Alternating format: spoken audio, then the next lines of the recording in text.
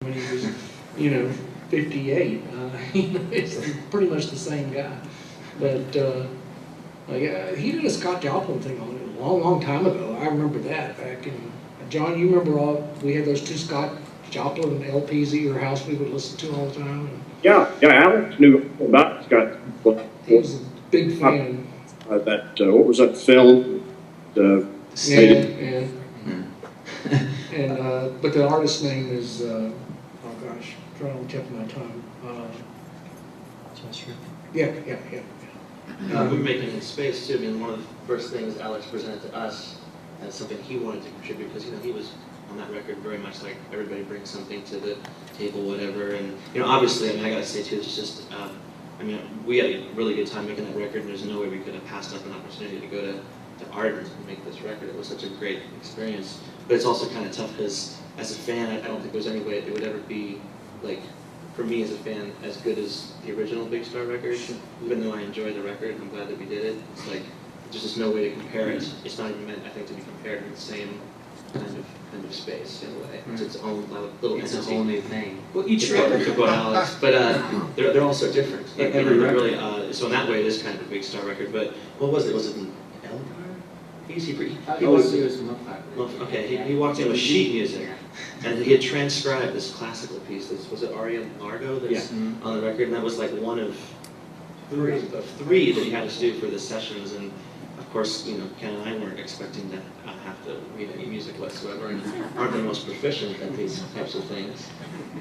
But it was a cool experience. There's one story I could say about working with him on that record that was really funny and kind of very Alex too. Was there's a song called Donny, is the first song on that record, and it was really cool getting to watch Alex come up with vocals on this, but he wanted a lot of guidance, and we got kind of Alex into the Pro Tools at that point, and there was like 5 whole tracks of Alex to kind of sort through. So it was kind of like left to me to kind of talk to him about it and involve him, and he was like, hey Alex, you really need to come in here and focus on we need to choose between all these takes, and there was one of those Alex pauses, and he was like, he just said, from amongst, is what he said. I was like, what? From amongst.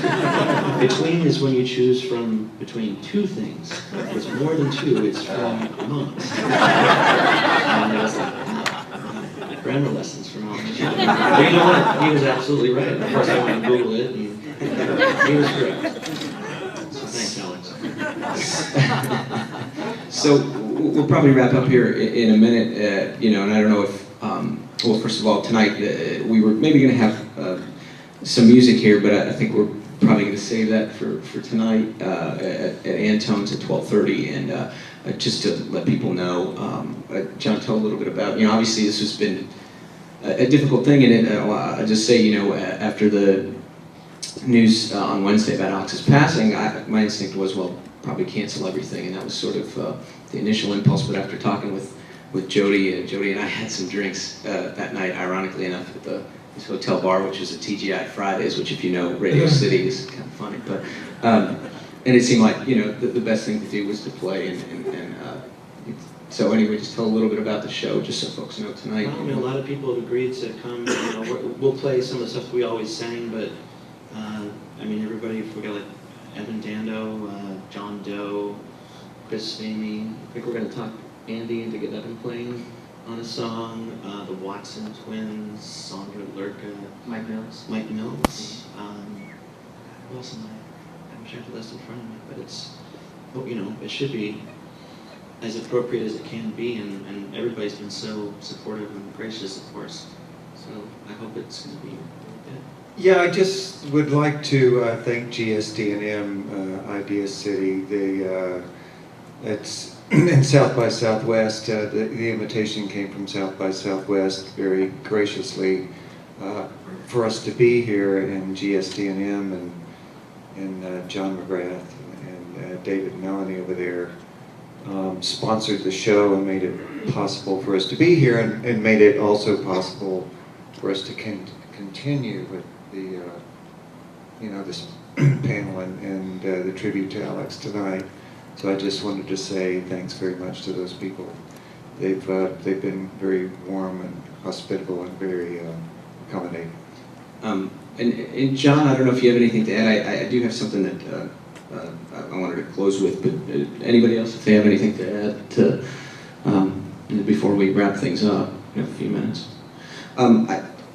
This is sort of risky, but I got this email actually from Tad Falco yesterday, and I thought it was really beautiful and appropriate. And Tad knew Alex for a long time, so it might take a couple minutes just to read it, but I think let me close on that note.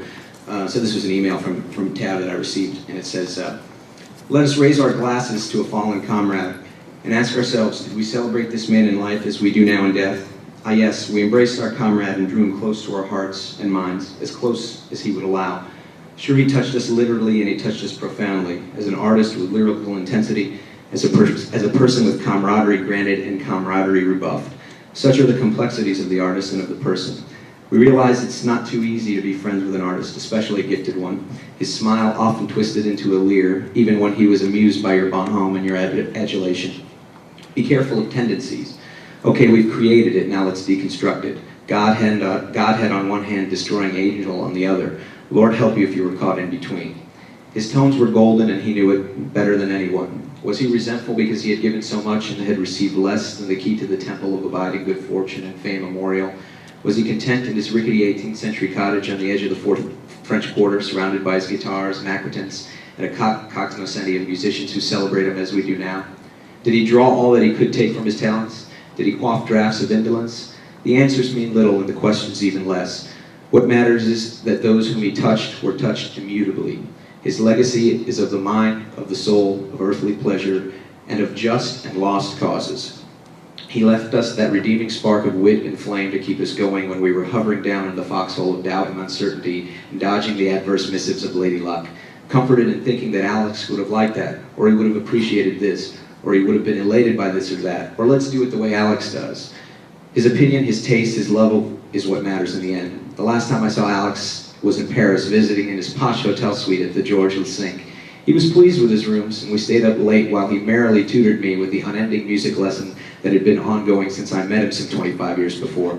The lesson that never seemed to quite take, and which I understood little better than the first time he drilled me.